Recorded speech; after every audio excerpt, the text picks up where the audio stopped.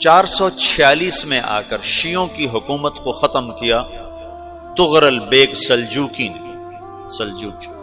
Seljuk مسلمان ہوئے تھے محمود غزنوی کے دور میں، سلجوک ان کے بڑے کا نام تھا۔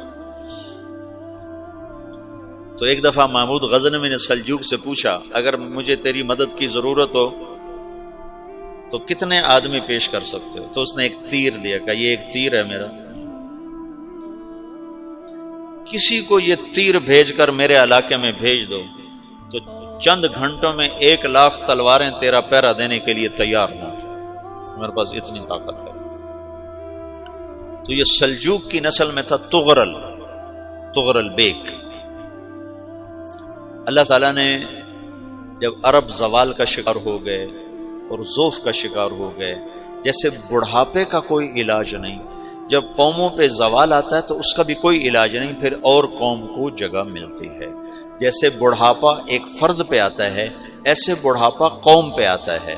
قوم کا بڑھاپا جوانی میں نہیں لوٹ سکتا، جیسے فرد کا بڑھاپا جوانی کی طرف نہیں لوٹ سکتا، قوم کا بڑھاپا جوانی کی طرف نہیں لوٹ سکتا، کوئی علاج نہیں، نئی نسل کا آنا ہی علاج ہے۔ تو عرب دھل چکے تھے، 600 سال بہت ہوتے ہیں حکومت کو، اپنی صفات گم کر چکے تھے، اب نئے خون کی ضرورت تھی۔ تغرل بیگ پہلا شخص تھا جس نے آ کر اہل سنت والجماعت کو استحکام بخشا، شیعوں کی حکومت کو ختم کیا، بغداد سے، شام سے، ان سارے علاقوں سے۔ صلاح الدین ایوبی نے اسماعیلی شیعہ کی حکومت کو ختم کیا، مصر میں۔ العاضد ان کا آخری خلیفہ تھا۔ صلاح الدین ایوبی نور الدین زنگی رحمۃ اللہ علیہ کا پروردہ تھا، اس کا دوست تھا، اس کے دوست بھی تھا، بچہ بھی تھا اس کے سامنے، زیادہ لکھنے پڑھنے کا شوق تھا۔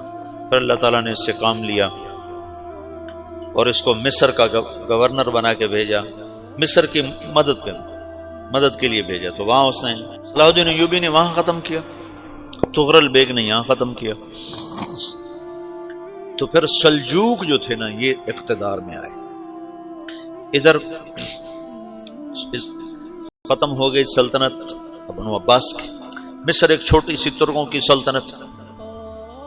تو اللہ تعالیٰ پھر مرکزیت کے لیے ایک نظام چلایا،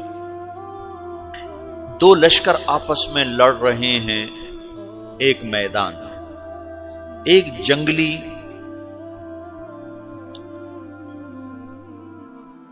بدوؤں کا قافلہ، جنگل کے لوگ اپنے قبیلے کو لے کر، ایک جنگلی قبیلہ اپنے سردار کے ساتھ نقل مکانی کر رہا ہے ایک جگہ سے دوسری جگہ۔ اللہ کا نظام کہ یہ لوگ چلتے چلتے چلتے اس وادی میں پہنچ گئے جہاں جنگ ہو رہی ہے، دو لشکر آپس میں لڑ رہے ہیں۔ جب یہ وہاں پہنچتے ہیں تو ایک لشکر کے قدم اکھڑ رہے ہیں اور دوسرا غالب آ رہا ہے۔ ان کو نہیں پتا شکست کھانے والے کون ہیں اور فتح پانے والے کون ہیں، ان کو نہیں پتا۔ اس جنگلی قبیلے کے سردار کا نام بھی تغرل ہے، تغرل۔ تو یہ سردار کہتا ہے جو شکست کھا رہے ہیں ان کی مدد کرو، کچھ پتہ نہیں کون ہے، کہتا جو شکست کھا رہے ہیں ان کی مدد کرو۔ تو 400 وحشی جنگلیوں نے فاتح لشکر کے پیچھے حملہ کر دیا۔ وہ تو ایک کافی ہوتا تو 400 دوڑ جب تلواریں پڑیں تو چند لمحوں میں نقشہ بدل گیا، بھاگنے والے جم گئے اور جمنے والے بھاگ پڑے۔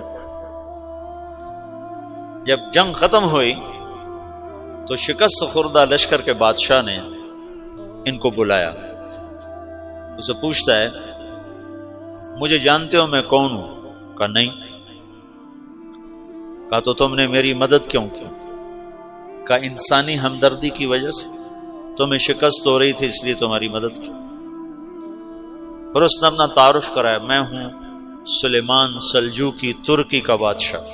مسلمانوں کا لشکر تھا اور تاتاریوں سے شکست کھا رہا تھا، تاتاری فتح پا رہے تھے، مسلمان شکست کھا رہے تھے۔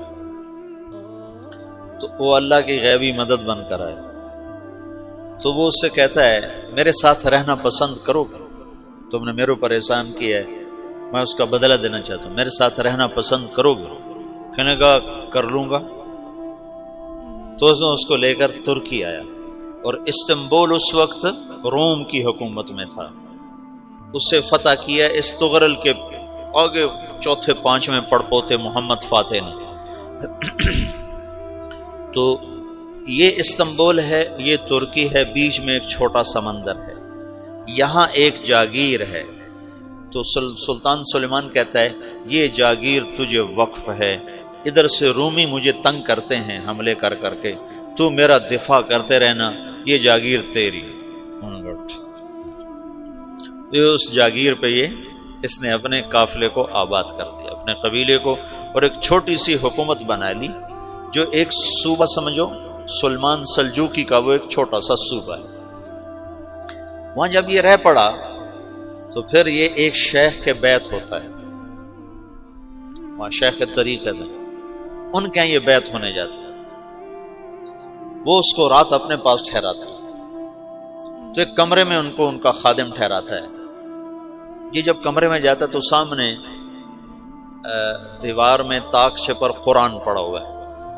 تو یہ تغرل بیگ کہتا ہے یہ کیا ہے، یہ کیا ہے؟ تو وہ خادم کہتا ہے یہ کتاب اللہ ہے، قرآن ہے. اچھا. وہ اس کو وہاں چھوڑ کے باہر چلا جاتا ہے. وہ دیہاتی آدمی، جنگل کا رہنے والا، پہلی دفعہ زندگی میں قرآن دیکھا. وہ کہتا ہے یہ قرآن ہے، اللہ کی کتاب ہے، میں اللہ کی کتاب کے سامنے سو جاؤں، کتنی بے ادبی ہے.